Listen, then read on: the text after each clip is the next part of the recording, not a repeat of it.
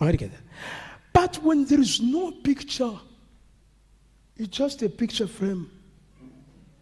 All together. Then there is no image to look at. Then marriage becomes a frustration. All together. Now, that pastor now was justified, was saying, Apostle, please pray so that my wife can die. Why? There was no communication.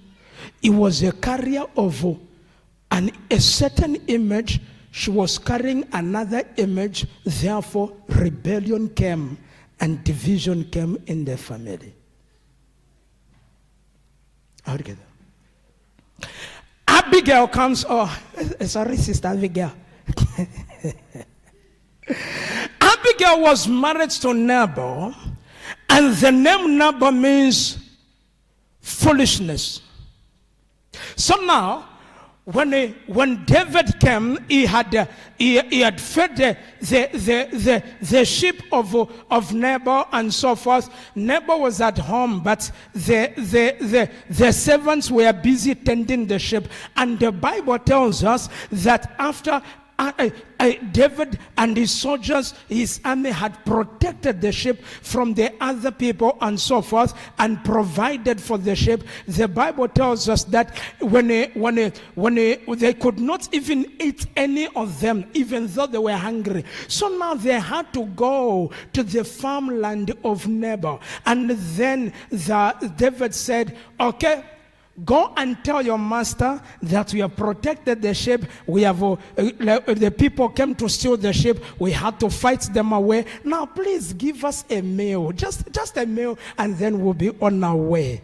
Isn't this just for me and the 400 soldiers? And then Nabal came and said, "Who are you?" Isn't this? Who are you that I should do this for you? I hear that you are David. Who are you? And who is your father?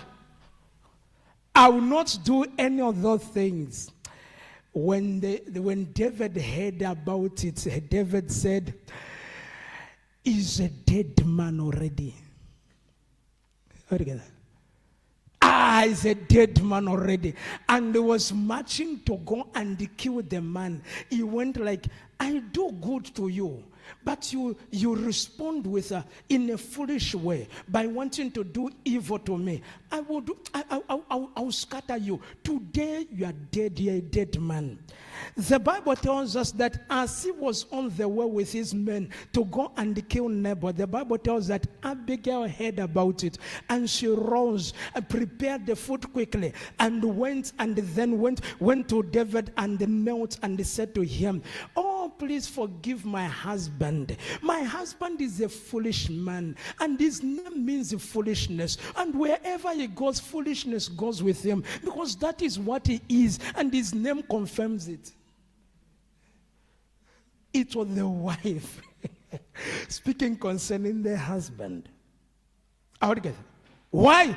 Because he looked very good on the outside, but on the inside there was no wisdom. All together. There was no wisdom. Tell your neighbor, in 2026, in 2026, I will not just look good. I will not just look good. I shall walk in the wisdom. I shall walk in the wisdom. Have you ever seen, like, you find here's a person, the person is looking very good and so forth, and you say, "Wow." Isn't this? When they open their mouth, you go like, "Huh? Where did you live? Where were you all these years?" All together. How come there is no wisdom matching your age? All together. Tell your neighbor, 2026, 2026, I shall walk in wisdom. I shall walk in wisdom. So now, something happened. The Bible tells us David had to let go of the anger. He ate, and then after eating, they went away. A month later, they heard, Nabal is dead. He went like, "I know that woman, she's a widow now. She carries the wisdom that is needed for the palace." All together. So now she said, I will go and marry her, and then we are going to rule the nation together. All together. Now, here's the thing. In 2026, there's going to be people that are going to try to come in your life. All together.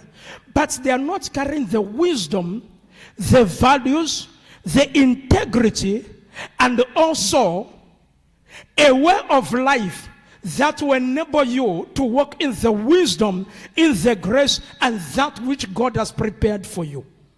All together. So now what do? This is where now you have to know how to set boundaries. All together.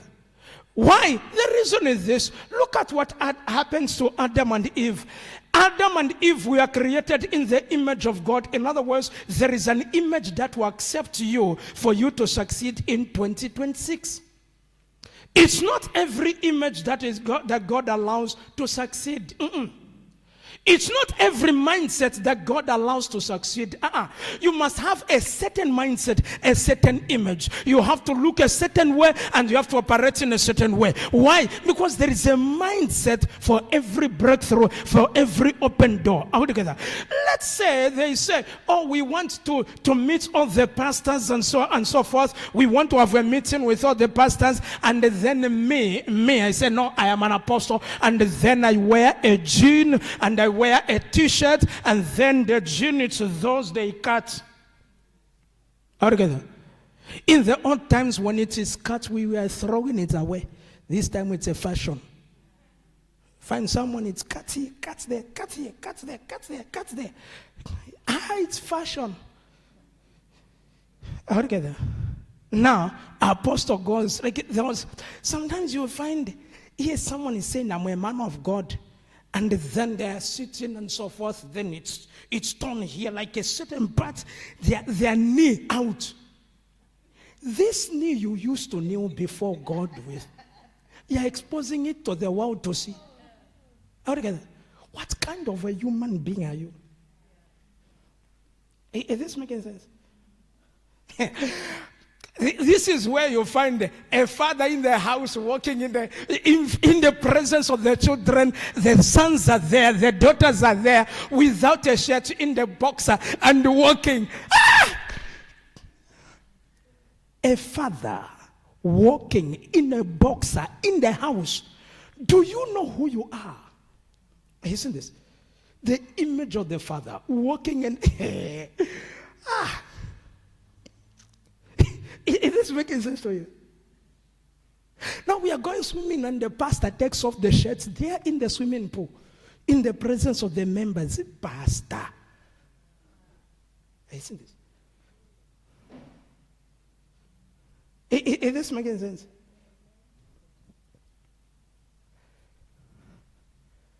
No values, no integrity, no sense of purpose, no sense of the transfer of a certain image of value, greatness, and purpose. How do you get that?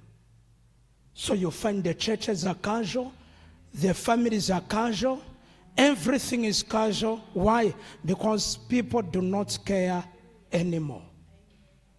And the devil keeps on taking.